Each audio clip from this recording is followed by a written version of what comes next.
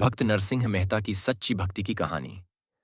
बहुत समय पहले गुजरात की पावन भूमि पर एक ऐसा भक्त जन्मा जिसकी भक्ति ने समाज की दीवारें तोड़ दीं, जिसके गीत आज भी लोगों के हृदय को छू लेते हैं। उस महान भक्त का नाम था नरसिंह मेहता। नरसिंह मेहता बचपन से ही शांत स्वभाव के थे। दुनिया की भाग दौड़, धन और प्रतिष्ठा में उन्हें कोई रुचि नहीं थी। लोग कहते थे, यह व्यक्ति किसी काम का नहीं। विवाह के बाद भी वे घर गृहस्थी में मन नहीं लगा पाए। समाज और रिश्तेदार उन्हें निकम्मा समझने लगे, पर नरसिंह के मन में बस एक ही नाम गूंजता था, श्री कृष्ण। श्री कृष्ण।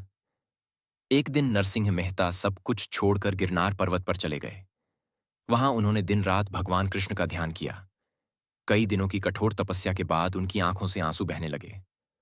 और तभी भगवान श्री कृष्ण ने उन्हें दर्शन दिए। कहा जाता है कि नरसिंह मेहता को स्वयं रासलीला देखने का सौभाग्य मिला। उस दिन के बाद उनका जीवन पूरी तरह बदल गया। अब नरसिंह मेहता गांव गांव घूमकर भजन गाने लगे। उनकी भक्ति में कोई भेद नहीं था, न ऊंच नीच न जाति पाति। वे हरिजनों के साथ बैठकर गाते थे, खाते थे। यह देखकर समाज नाराज हो गया। लोगों ने उन्हें अपमानित किया, गांव से बाहर निकाल दिया।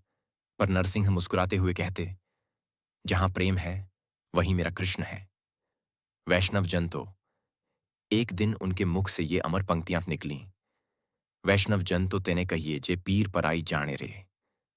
अर्थात सच्चा वैष्णव वही है जो दूसरों के दुख को अपना समझे। यही भजन आगे चलकर महात्मा गांधी का प्रिय भजन बना और पूरे भारत में गूंज उठा। जब नरसिंह मेहता की बेटी के विवाह का समय आया, घर में एक पैसा भी नहीं था। लोग हंसने लगे, लेकिन भक्त ने चिंता नहीं की। उन्होंने बस कृष्ण का स्मरण किया।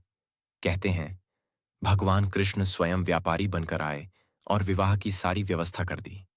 नरसिंह मेहता का जीवन सादगी, त्याग और प्रेम का प्रतीक रहा। उन्होंने भक्ति को केवल मंदिर तक सीमित नहीं रखा, बल्कि मानव सेवा को ही ईश्वर सेवा माना। नरसिंह मेहता ने सिखाया, भक्ति दिखावा नहीं, भावना है। ईश्वर मंदिर में नहीं, मानव हृदय में है। और सच्चा धर्म है करुणा और प्रेम। आज भी नरसिंह मेहता के भजन हमें इंसान बनना सिखाते हैं। अगर आपको यह कहानी अच्छी लगी हो तो लाइक करें, शेयर करें और ऐसे ही भक्तिकाल की प्रेरक कथाओं के लिए चैनल को सब्सक्राइब करें। जय श्री कृष्ण।